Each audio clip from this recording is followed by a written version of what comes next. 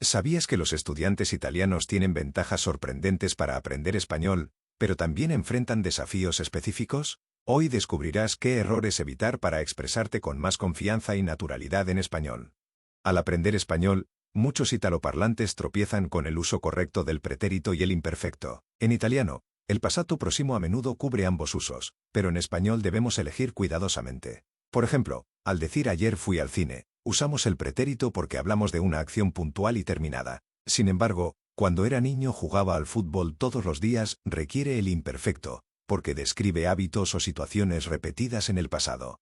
Otro reto común está en distinguir el subjuntivo del indicativo. En italiano, el subjuntivo tiene menos peso en conversaciones cotidianas. Por eso, un estudiante italiano podría decir creo que sea correcto, cuando debería ser creo que es correcto, porque usamos indicativo tras verbos que expresan certeza o afirmación.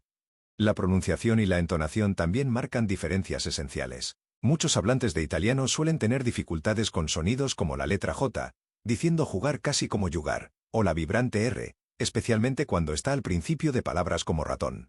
También pueden presentarse confusiones con los diptongos, pronunciando palabras como piano o cuota igual que en italiano, sin notar que en español existe un cambio sutil en la apertura vocal.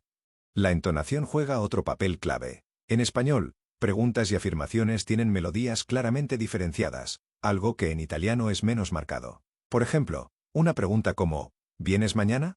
Debe tener una elevación clara hacia el final, para que sea entendida como pregunta y no como una afirmación. Además, existen palabras llamadas falsos amigos, palabras que parecen iguales pero significan cosas muy diferentes. Un ejemplo clásico es salire, que en italiano significa subir, no salir, o burro, que en italiano es mantequilla, no el animal. Estos términos pueden causar situaciones divertidas, pero incómodas, si no las conocemos bien. Por eso es tan importante reconocer estos errores frecuentes desde el principio. Recuerda que, aunque el italiano y el español sean lenguas hermanas, cada una tiene su personalidad única. Hoy aprendiste que dominar los tiempos verbales requiere atención al contexto, que cuidar la pronunciación y entonación ayuda a comunicarte claramente, y que conocer falsos amigos te evita situaciones confusas.